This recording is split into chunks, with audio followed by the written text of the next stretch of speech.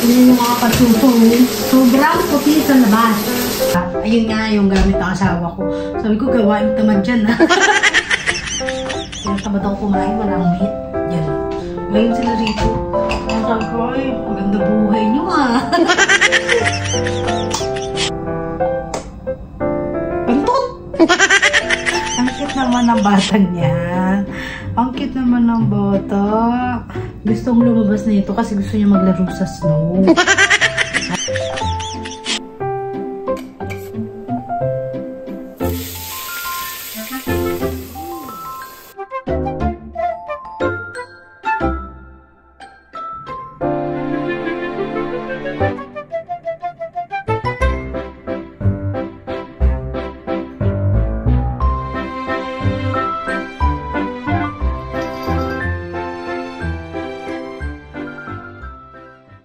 Hi mga kachupa! Welcome back to my vlog!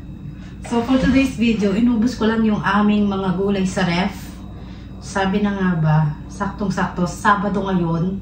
Tama, Sabado ngayon. Friday ba ngayon? Ay, Friday pa lang pala. Excited. So Friday ngayon, ubos na ang aming mga gulay sa ref. Ang natira na lang is carrots at saka tokwa.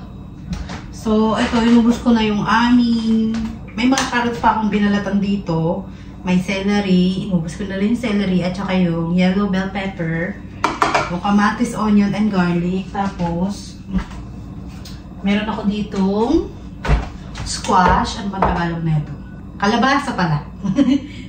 Wala na tayo sa ano. Sabi na, porket niya ka na nakatira. Arte mo naman. Yan na nangyari. Tapos, meron akong fish dito mga kachupa. Meron akong tilapia rito. Ayan. Piprito ko siya later. Kaya lang, bago tayo maglinis-linis at mag-ayos-ayos ng mga kung ano-ano, mag-breakfast muna tayo ng 2 eggs. Ayan ang aking breakfast. Lagyan lang natin ng ano. Kasi walang lasa pagka 2 eggs. Lalagyan ko ng konting asin. Lagyan natin ng Himalayan salt. Yan! Perfect na perfect. So, ito pala, ngayon, ang gamit kong phone holder is yung kakabili lang namin sa Amazon. Ang mahal din pala ng ganyan, ano? $19. So, with tax, $20. Plus 1,000 mahigit ang ano. Sabi ko, grabe naman ang ano dito, bilihin dito. Pumunta lang sa online ng TikTok or Shopee, yung mga ganyan, wala pang 300 dahil. Tapos dito parang triple yung ano. Diba? Ang sarap ng egg ko. Ay! Mga kasyupa, kahapon pala nag-i-snow dito. Hindi ko na binidyohan kasi lakas ng snow. Kaya yung snow sa labas mamaya, isa-shovel natin. Shovel? Shovel tawag. Kasi kinuri ko, shovel? Shovel pala. Kasi ang tawag ko nung nakaraan, mag-shelve. Mali pala, no? Shovel pala siya. Baka mali ulit ako.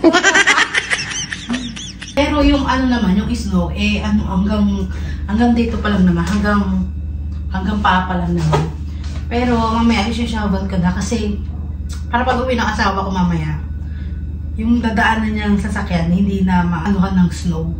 Kasi di ba pagka ang snow na-stuck sa sasakyan, ang sasakyan mabilis mga lawang. Totoo yan. Kaya yung mga sasakyan dito, ang daming mga ano, mga kalawang-kalawang. Ito yung asawa ko maalaga sa sasakyan niya. Kahit yung old car niya, wala pang kalakalawang. Maalaga na siya. Amantala na yung mga kapitbahay namin dito, mga sasakyan niya. Ang gaganda ng mga sasakyan, nilalagay. Wala silang garage para ipasok yung sasakyan nila. Kaya yung mga sasakyan nila, puro kalawang na. Paano ba naman dahil ang mga nakalagay sa mga garage, eh mga ano, gamit. Mga gamit dito mga kachupa, totoo lang. Kasi ang oras ngayon is, sakto 10:00 na ng umaga. Lulutuin ko muna to. Pagkatapos ko magluto, saka ako magsasabel. Kasi pagka hindi mo sinabi yung mga kachupa, tapos dumaan ka or ano, may na-aksidente, kasalanan mo pa mga kachupa, totoo yun.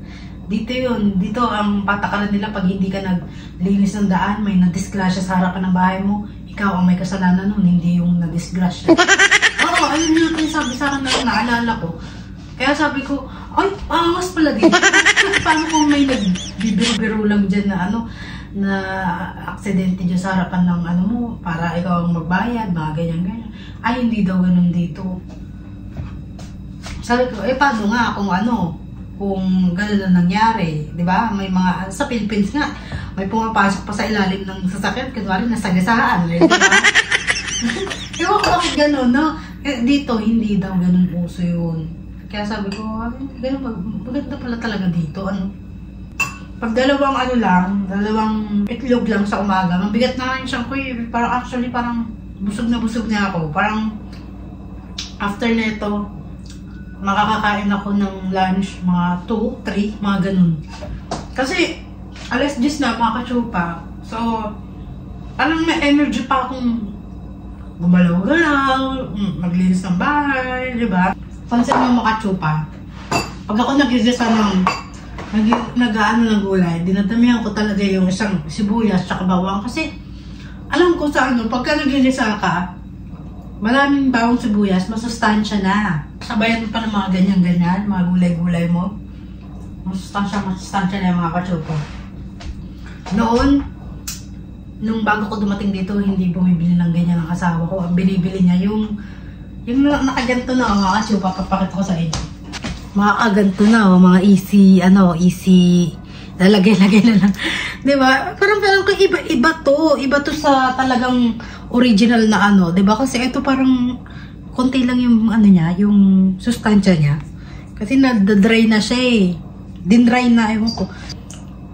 Ginakitan ko si Kiki kasi malamig sa labas. Mamaya lalabas tayo. Kiki ha? Maglalaro tayo, okay? Okay ba yun? Buti pa yung Kiki ko na pagsasabihan. Nung una kong galing dito, makakachupa, ayun nga yung gamit ng asawa ko. Sabi ko, gawain tamad dyan ha. Pero ngayon, nung dumating ako dito, ang binibili ko na talaga yung talagang bawang, sibuyas, talagang Kaya para lang mamaya, mamingisa. Hindi ko nga alam kung ano ihahalo ko rito kasi mayroon pa kaming bacon dyan. Bacon na lang kaya, Prito ko na lang yung bacon. Tapos, hindi ko na siya hahalo sa gulay kasi may ang mga tao rito, mamit sila. Ang lagi nilang kinakain is mga meat, hindi mga gulay. Tayo, di ba, pagkagisahan ng gulay, okay na di ba? Kahit walang mga sahog-sahog, di ba? Dito, pag walang meat, parang sila kainin. Parang, tinatamad ako kumain, walang meat. Yan. Ngayon sila rito. Ang sabi ko, ay, maganda buhay nyo Ako naman, wala naman ako masabi kasi ako taga-luto lang naman ako. At saka sila, naman sila, alam mo yun, nag-aakit naman ng pera sa bahay natin, di ba? So, sundin na lang natin sila. Pero, huwag na natin pabayaan na yung kinakain nila, walang gulay, di ba? Kailangan, kahit paano, may gulay din, di ba?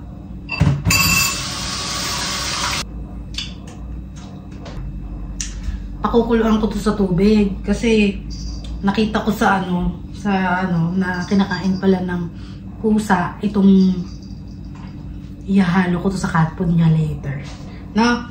Haluin kayo sa cat food mo later, kainin mo Tingnan natin later kung kakainin ba ni Kiki yung cat food niya o hindi.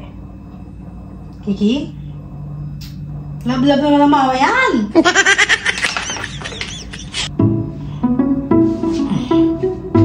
Kagabi hindi talaga ako makatulog kaya kagabi naglaro pa kami nito. Puyat ka ba? Puyat ka ba, Bella? Puyat ka walang bebe lang naman. Malamban naman ang batang yan.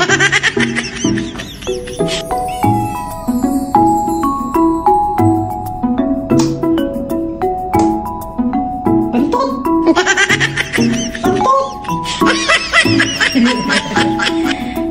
Natutuwa naman ako sa alaw ko. Napakabait naman ang batang yan. Napakabait naman ang batang yan. Ang cute naman ang batang yan. Ang cute naman ang bata. Gustong lumabas na ito kasi gusto niya maglaro sa snow. Gustong-gusto na Kanina pa niya gusto lumabas alam mo naman itong pusa, di ba? Hindi pa siya naaanuhan. Dito. natatanggalan ng ano, para surgery. Hindi pa sa surgery eh. Kaya gustong-gusto niyang maglabas-labas sa ano. So, ituin ko na ito lahat. Ilang natin siya sa pan. Ang ganyan, walang mantika. So, lulutuin ko muna yung bacon para makakain na rin yung isa doon. At yung mga natira ay isasahog ko din. Gusto ko sana magdata mga kachupa, yung gatang isda ba? Kasi hindi nila mga gusto. Alam mo naman pang mga ayaw nila ng isda. Eh, ang ganda ng aking ano, camera holder ba? Yung paborito kong sandok. Buti na lang may bacon pa kasi kung walang bacon ako, isasahog ko sana itong mga to sa sardinas kasi meron pa kami ligo dyan. Ayaw nila nalalansahan mga kachupa.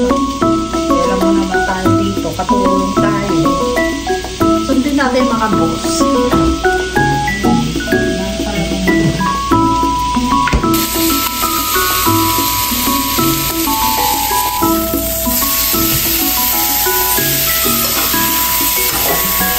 Yan, sundin ko na siya.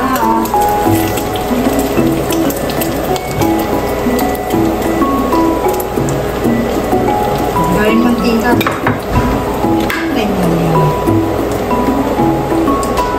Dahil maraming mantika na, salin natin yung to.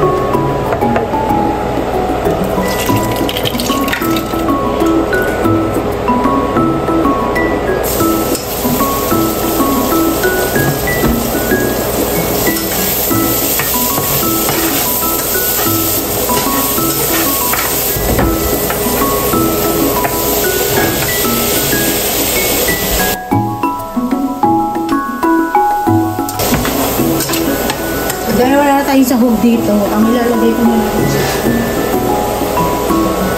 Ligo! Ligo! Maligo ka, Char. Isa lang natin siya ng ligo. Natin ang paminta.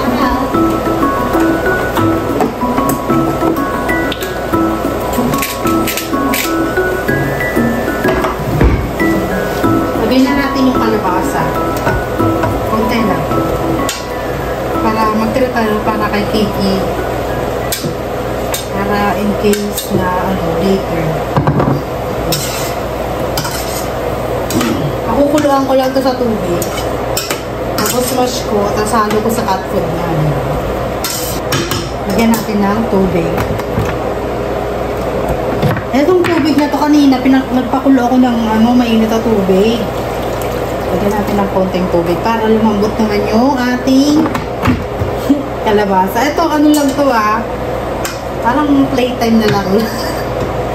Playtime na cook. Wala kasi ako, mga kachupa, ayoko naman masayang lahat ng mga gulay sa rep. So, since ngayon, wala na tayong gulay, ang natira ko na lang is carrots. So, gawa tayo na ma-experiment na ano, na ulam ba. Kung hindi man masarap, okay na. Kainin ko na kaya yung kanaga ko. Wala kasi akong takip dito. Ngayon, pag lumambot na, saka natin ito ilagay. Kasi matigas tong ano yung kalabasa. Palambatan lang natin siya ng ganyan. Ayan. Balikan ko kayo later. So, mga kachupa, malambot na yung ating kalabasa. Lagay na natin to ligo sardines. Puti hindi ako bumibili ng maraming ganto kasi yung mga tao rito ayaw nila ng ganto. Ako lang ang may gusto. Ano lang to mga kachupa? Hula-hula. Hula-hulang ulam. So, durug-durugin natin yung sardines para kahit ano. Kasi feeling ko itong mga taong kulang omega-3 sa katawan. Kaya kulang to sa mga ano. Ano? Yelo na yung aming sinampay doon, no? Yung mga sipit, nag-yelo. Lagyan natin ng konting asin.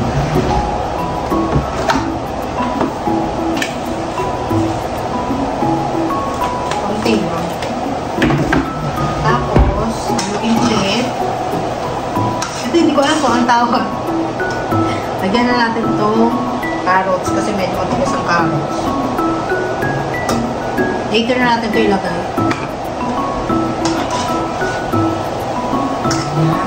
Dahil natutuyo na yung ating tubig, bigyan na natin na meron pala akong fish dito mga katsupa. Ipiprito ko lang to sa kawali.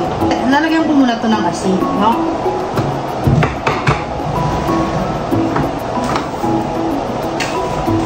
Miss ko na itong tilapia.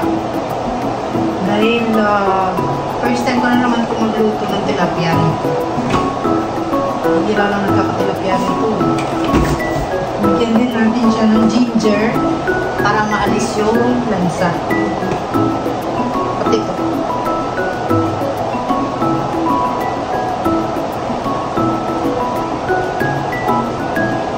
Ay, magkainit muna ako ng kawali. So, ito. Gawin natin siya diyan. Kaya dito na lang sa malaki para mas malaki yung kanya.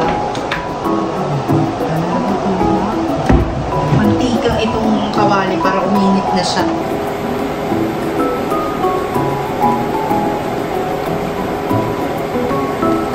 Mantika lang. Ay, sana may kumain na ito. Wala namang kumakain. Ako na lang ang kakain. Buti na lang pala meron na kaming ginger. Bigyan din natin siya ng garlic.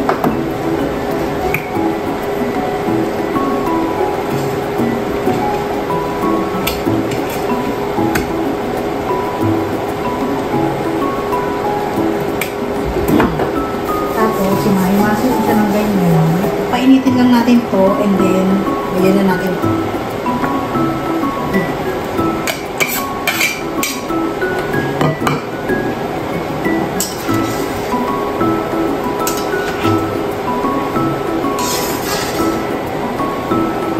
Ay, lasa na ito. Ay, lasa na ito. Medyo mainit na yung ating mantika. Ilagyan natin yung tilapia.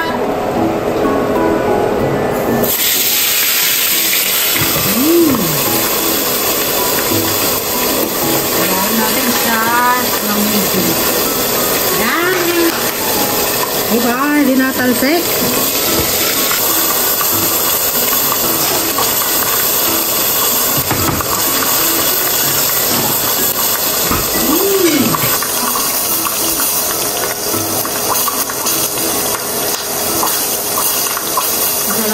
Para sa akin, may makulang ko kanila. Tayo ko na to. Tapos na siya! Yay! Wala tayong ulam. Ang hindi ako lang kumain.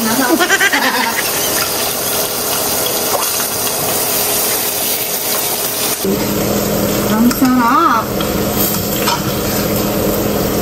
And then, check natin ito.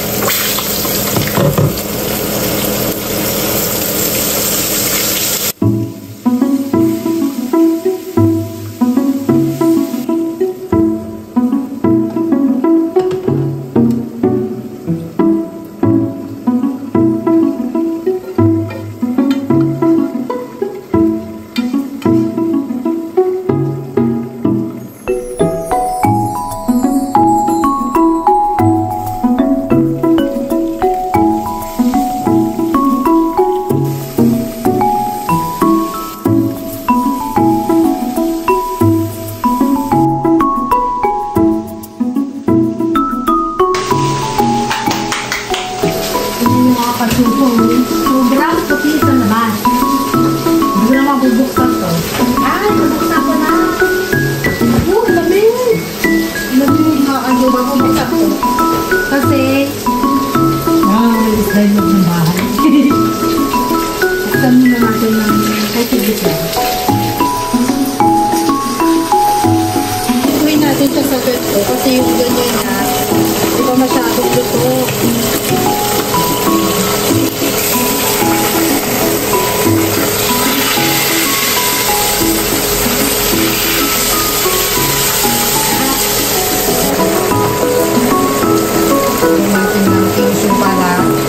Sisikin niya yung mantika. Gano'n ako muna ko.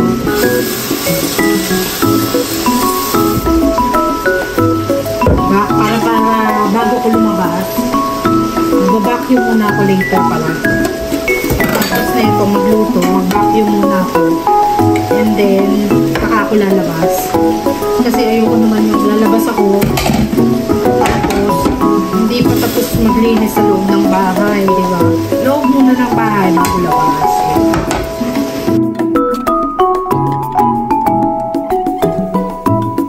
Baka masunog yung niluluto ko.